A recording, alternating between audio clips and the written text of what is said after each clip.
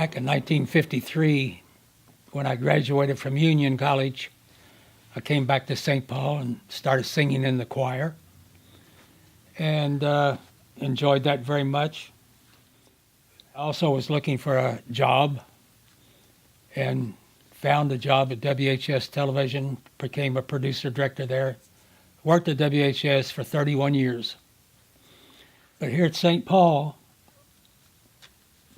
I was young, just out of college, and we had a youth group, which I became involved in again, and had a great Sunday school teacher in the name of Sam Adkins. He was assistant Sunday editor of the Courier-Journal, the most intelligent man I've ever met.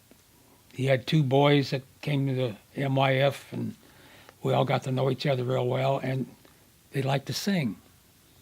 So a group of us got together and started singing, and Reverend Gregory, which was assistant pastor at the time, heard us singing a little bit and says, "Why don't you all get together and form a little youth group?" So we did. We didn't have a name, but anyway, we really enjoyed singing, so we started singing every week, rehearsing. And Harry William Myers was the organist at St. Paul at the time, and he says, "You know what, Dave, I think we have a name that would be great for your group. You ought to call it the Motet." So sure enough, as we grew and got better and better, and we called it the St. Paul A Cappella Motet Singers. And it remained that name for several years.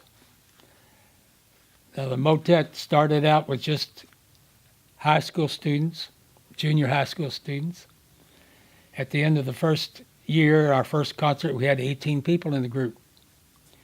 But we sang religious music, became great friends, and had a good religious background here at the church in all the music we sang. And eventually, the group grew to about 45 singers. And in 1959, we made our first album here at St. Paul. And from then on, it was glorious. Everybody wanted to sing in the group, and it got bigger and older each year. But the thing about it was everybody became such good friends in this group and had a religious background to it. We all loved it, and we loved the music because we sang it so well that we had something to really be proud of. And this is all under the influence of St. Paul Methodist Church.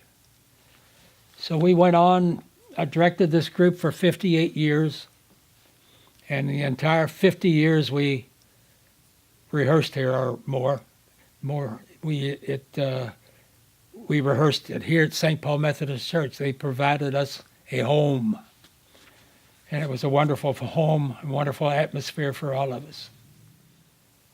Very talented group. We appeared on television every week, had tours every year, went all over the country singing, made 7 albums and CDs. But the whole time, all the time that we rehearsed here, I'm very grateful that the church would allow us to do that. And I think we had a big influence on some of the young people from this church, too.